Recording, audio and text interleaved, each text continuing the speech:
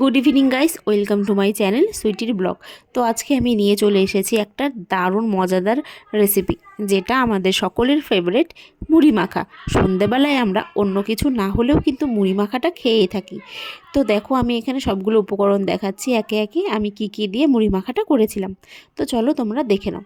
আমি বলে দিচ্ছি, এখানে নিয়েছিলাম টমেটো, শসা, পেঁয়াজ কুচি, লঙ্কা কুচি, আদা কুচি, রসুন কুচি, আর নিয়েছিলাম শসা, ছোট ছোট করে কেটে নিয়েছিলাম। তো সবগুলোকে এভাবে ভালো করে লবণ দিয়ে মেখে নিচ্ছি। এই যে দেখতেই পাচ্ছ, সবগুলোকে ভালো করে এভাবে একটু চটকে চটকে মেখে নিচ্ছি। আমি কিন্তু এই জিনিসগুলোকে একটু ঝুড়ি করে বানিয়ে নিয়েছিলাম। তো এর মধ্যে আমি এখন দিয়ে দিলাম কালো জিরা। তো আমার এগুলো সব মাখা হয়ে গেছে, তারপর একটু কালো জিরাটা দিয়ে একটু মেখে ভালো করে মিশিয়ে নিচ্ছি কালো জিরাটা।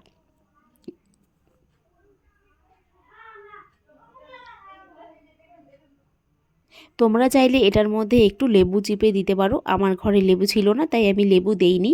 তো এখন দেখো, আমি মুড়িটাকে আগে থেকে সর্ষার তেল দিয়ে ভালো করে মেখে রেখেছিলাম। তো মুড়িটা আগে থেকেই মাখা ছিল। এখন আমি দিয়ে দিলাম যেগুলো এখন স্যালাডের মতন মেখে নিয়েছি, সেইগুলো আমি সব কিছু তেল দিয়ে মাখা মুড়ির মধ্যে দিয়ে দিলাম। দিয়ে এখন মুড়িটাকে ভালো করে মেখে নেব, একটু মিশিয়ে নেব।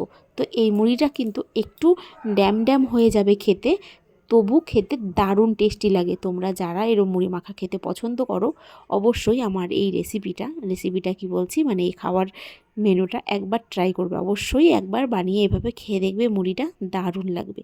তো তার মধ্যে তোমাদের যদি সিঙ্গারা কারো আনা থাকে তাহলে সিঙ্গারা দিয়ে মেখে নিতে পারো, আর যদি সিঙ্গারা ঘরে না থাকে বা না নিয়ে এসে থাকো, তাহলে সিঙ্গারা ছাড়াও তোমরা এইভাবে মুড়িটা মেখে খেতে পারবে।